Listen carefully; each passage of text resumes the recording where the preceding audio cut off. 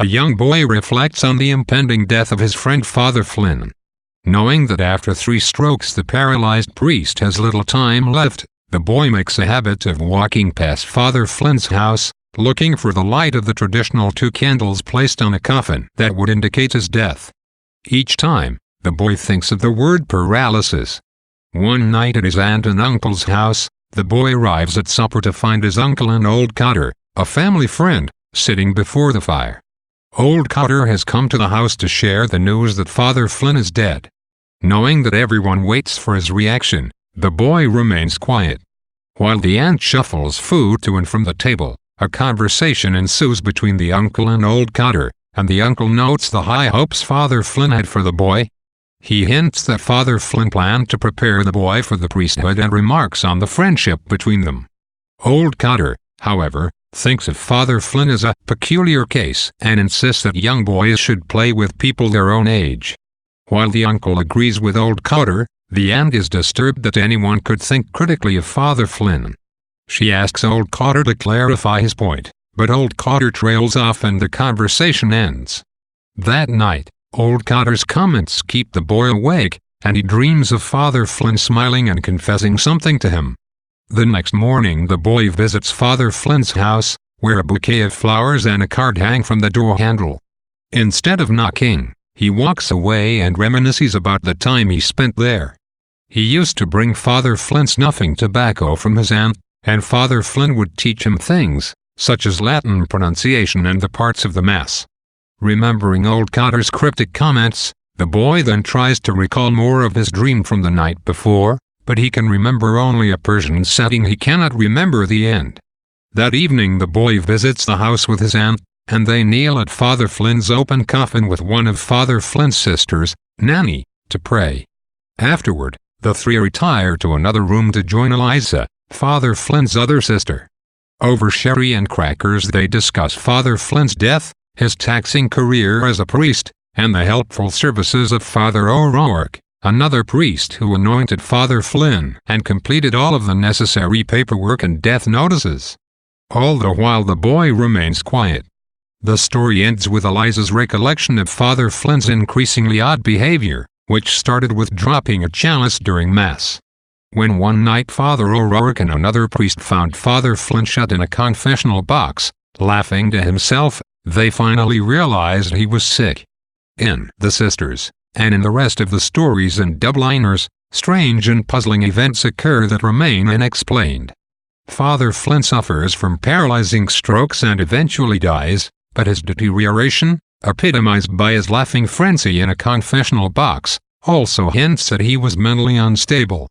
The reader never learns exactly what was wrong with him. Similarly, Father Flynn and the young narrator had a relationship that old Cotter thinks was unhealthy, but that the narrator paints as spiritual when he recounts the discussions he and Father Flynn had about church rituals. However, the narrator also has strange dreams about Father Flynn and admits to feeling uncomfortable around him. Joyce presents just enough information so that the reader suspects Father Flynn is a malevolent figure, but never enough so that the reader knows the full story. Such a technique is hinted at in the first paragraph of the story. The narrator thinks of the word paralysis when looking at Father Flynn's window and says the word sounds strange, like the word gnomon, a term that generally refers to instruments, like the hand on a sundial, that indicate something. Joyce does exactly that. He points to details and suggestions, but never completes the puzzle.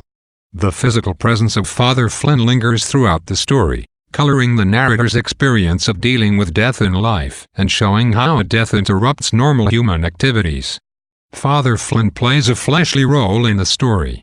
His approaching death makes the narrator think of the corpse, which he eventually sees. When Father Flynn dies, the narrator continues to think of his physical presence, particularly the lurid way in which his tongue rested on his lip, and dreams of his face. Such bizarre physical images evoke the awkward nature of death.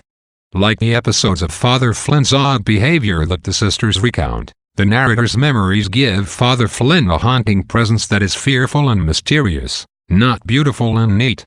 In the final scene with the sisters, eating, drinking, and talking become difficult since death frames those activities. After viewing the corpse, The narrator declines the crackers offered because he fears that eating them would make too much noise, as if he might disturb Father Flynn in his coffin. Similarly, the narrator's aunt is unable to broach the subject of death. She asks questions about how Father Flynn died, but her thoughts trail off. Father Flynn may be dead, but in many ways he's still very present among the living. The inability of the narrator and his aunt to eat and speak during their visit to the sisters recalls the sense of paralysis that the narrator connects to the dying Father Flynn in the story's opening paragraph. This link between paralysis or inaction to both death and religion underpins all the stories in Dubliners. Characters face events that paralyze them from taking action or fulfilling their desires, as though they experience a kind of death in life.